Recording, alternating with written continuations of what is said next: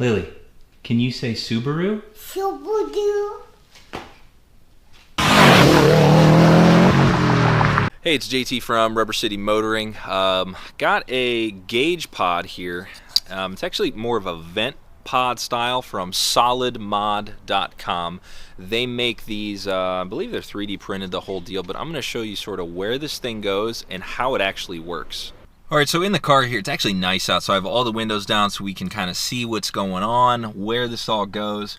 In the Subaru here, there's a few places where people sort of put gauges, and I don't know, this one's kind of unique, I'll say. It's not the norm. One of the spots is people will get one of these they're referred to as like the binnacle, the gauge surround there, and there's little pods in there. If you've seen that, it's not a bad setup, but you gotta have 2 gauges.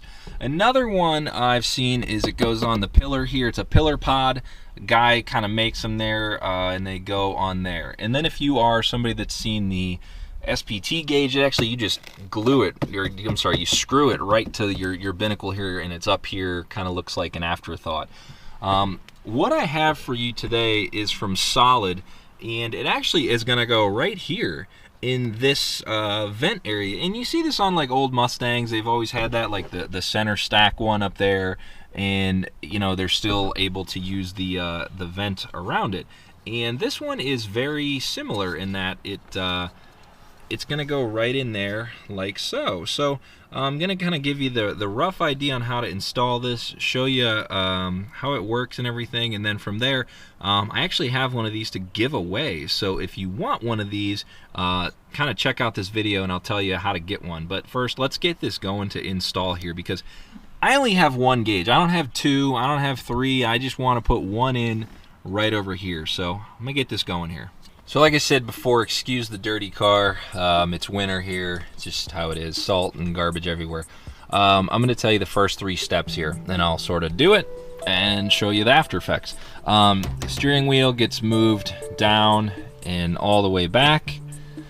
We pull off the binnacle up here, which I actually have a dash cover, which that's fine. It'll just be kind of pushed out of the way. And then we also pull off this side panel here so we can get access to the vent here. But this mod is for 08 and up Subarus, Imprezas, WRX STIs, and it's from solidmod.com, so check them out, you know, if you're already interested in this. So now that we've completely ruined our car, torn it apart here, we do have to use one of the only tools on this install. This screw right here, it's pretty obvious, but it is the top one, or the middle one if you look there. That has to come out to Phillips, and then we pull out the entire vent there. It's pretty snazzy. It says made in Japan, and you can see my tape to hide my TPMS light, and then my Velcro strips on here holding down the dash mat. But I'm gonna get this out of here next. So sometimes it helps me when I watch these videos if I saw sort of where it came from. The vent's out, and if you see here, it sort of went in like this. These little clips here on the side, you can kind of reach in there with a real small Phillips or a small flathead and you know, kind of pop on those where they're at in those holes right there. It sort of helps because that's sort of what's holding it from coming out. I got the bottom one, but the top one was tough because the gauges were there. That was the only thing holding it though. So there's our vent assembly.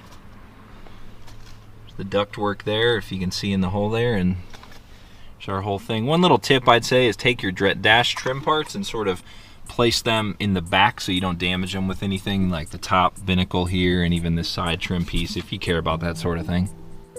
So I lied a minute ago, although I did mention using a small flathead. You do sort of need one for this part. These little tabs here need to come off. There's 2 on the top, 2 on the bottom, and you just sort of pry them off. I wouldn't be too aggressive because you don't want to break these, but those pry off, and then the front face sort of comes off of the vent here. So with that being sort of a trim piece, you want to make sure this doesn't get damaged, but that's off there. You can see what was left. There's the 4 tabs.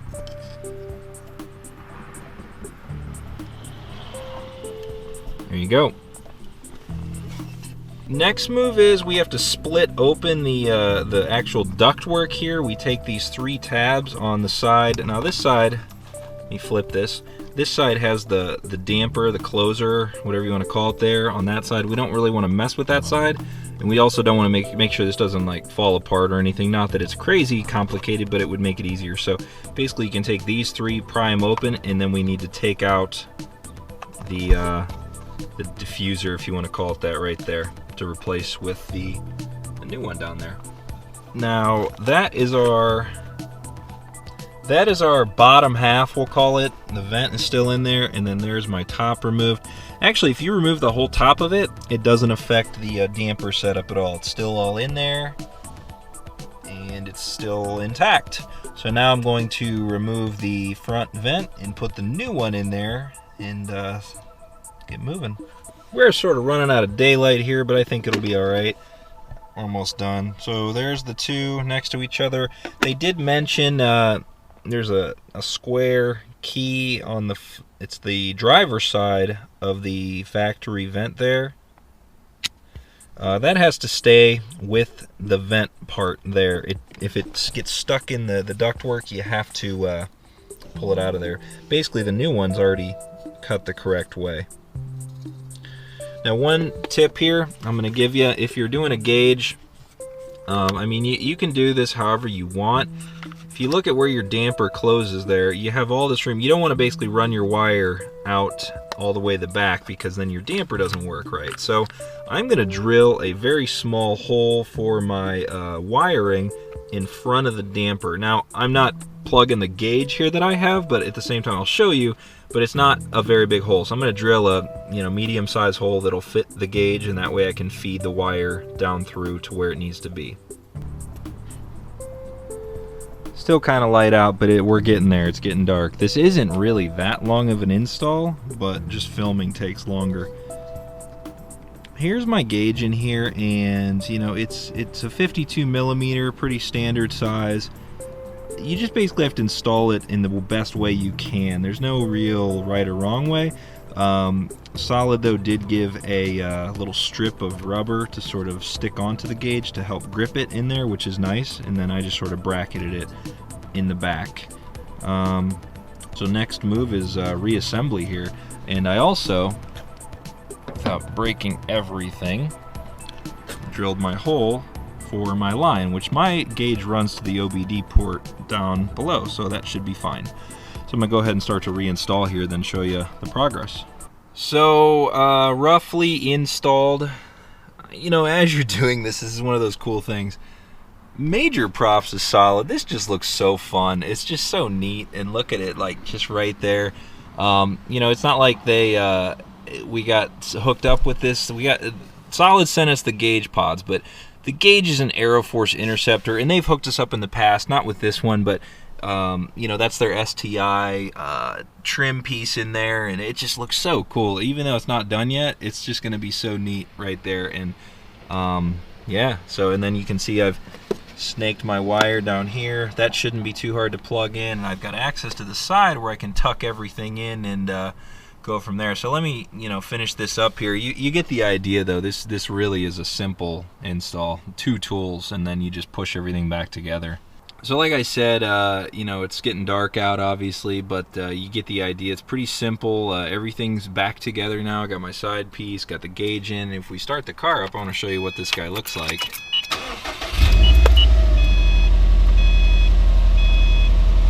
Takes a minute because it's OBD.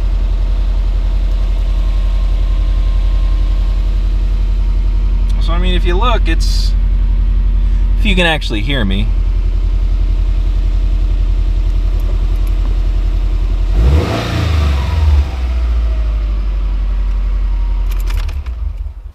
So it's all in, everything's working, we're pretty much 100% done. Solid modifications, solidmod.com. Small company, this is pretty much the only thing on their site they sell. They do have an install guide, kind of similar to what I did. I love working with small companies, though, because my YouTube channel, website is very small, but at the same time, when you reach out to a company, like say an auto meter, they don't care. They don't write back to you. But Solid Mod did. They didn't even write back. They just sent these, and I said, hey, can I have one to give away? that is this one. I have a brand new package for this one, the trim, everything with it. So really all you have to do to win this from me, I think they're roughly $60 to $80 in that range after you add everything.